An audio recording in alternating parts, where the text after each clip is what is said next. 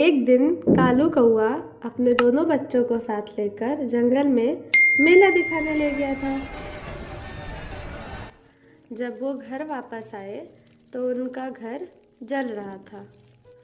उन्हें जंगल में पक्षियों ने बताया कि घर में अचानक आग लग जाने से उनका घर जल गया। उस समय टूनी चिड़िया भी घर में ही थी और वो भी घर के साथ जल गई। टूनी चिड़िया को मरे कुछ ही दिन हुए थे कि कालू कौवे ने सोने चिड़िया के साथ शादी कर ली और उसे घर ले आया। लाडो, मुझे माँ की बहुत याद आती है। हाँ रानू, काश हम उस दिन मेला देखने ना जाते तो शायद घर में आग नहीं लगती और आज माँ हमारे पास होती। लेकिन घर में आग कैसे लगी? आज तक इसका पता क्यों नहीं चला? कोई बताता क्यों नहीं है? मुझे माँ की बहुत याद आती है। कोई बात नहीं रानू, हमारी दूसरी माँ भी तो है ना। वो कितनी अच्छी हैं, हमारा कितना ख्याल रखती हैं, वो हमसे बहुत प्यार करती हैं। एक दिन जब घर में सभी लोग सो रहे थे तो अचानक से किसी की रोने की आवाज़ सुनाई देती है।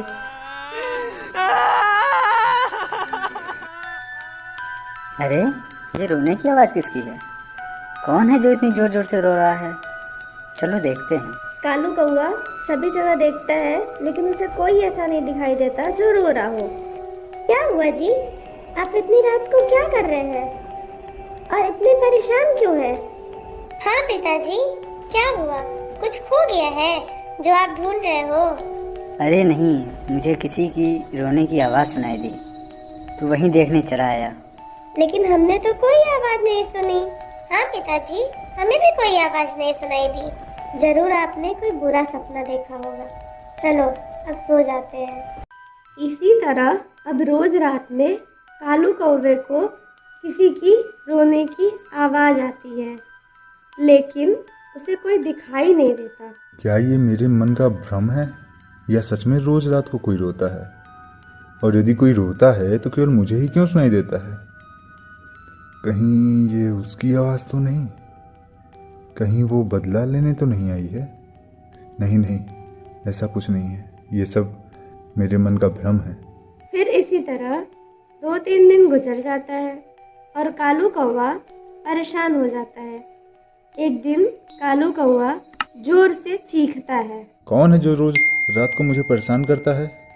मुझे रात में सोने नहीं देता। सामने तो आओ। तभी टूनी चिड़िया का भूत सामने आता है। मैं हूँ पापी, तेरी पत्नी। क्या तू मुझे भूल गया? हा हा हा हा हा। लेकिन मैं तुझे नहीं भूली प्राणनाथ। कालू कौवे की चीख और टोनी के भूत की आवाज़ सुन के सोना चिड़िया और दोनों बच्चे वहाँ आ जाते हैं। माँ, तू कहाँ चली गई थी हमें छोड़ के? तुझे पता है लाडो और मैं तुझे कितना याद करते हैं। हाँ माँ, हमें बहुत याद आती है तुम्हारी। अब हमें छोड़ के कहीं मत जाना माँ। मेरे बच्चों, मुझे माफ कर दो। मुझे भी तुम लोगों की बहुत याद आती है। लेकिन मैं तुम लोगों के साथ नहीं रह सकती। मैं तो बस यहाँ तुम लोगों को सच्चाई बताने आई हूँ। अपनी मौत का बदला लेने आई हूँ। कैसी सच्चाई टूनी? मेरी मौत का क्या सच्चाई है माँ? बेटा, जब तुम लोग पास के जंगल में मेला देखने गए थे तब तुम्हारे पिता वापस घर आए थे। टूनी, मुझे दूसरी शादी करनी है। लेकिन इस जंगल का नियम है कि एक पक्षी एक ही शादी कर सकता है। और वैसे भी 2 पत्नियों का खर्च कैसे चलाओगे? बच्चों की शादी कैसे कराओगे? टूनी, मैं तुमसे पूछ नहीं रहा हूँ, मैं तुम्हें बता रहा हूँ कि मैं सोना से शादी करने जा रहा हूँ। लेकिन मेरे जीते जी तो ऐसा नहीं होगा ना जी। तो ठीक है, तुझे मारकर ही कर लूँगा।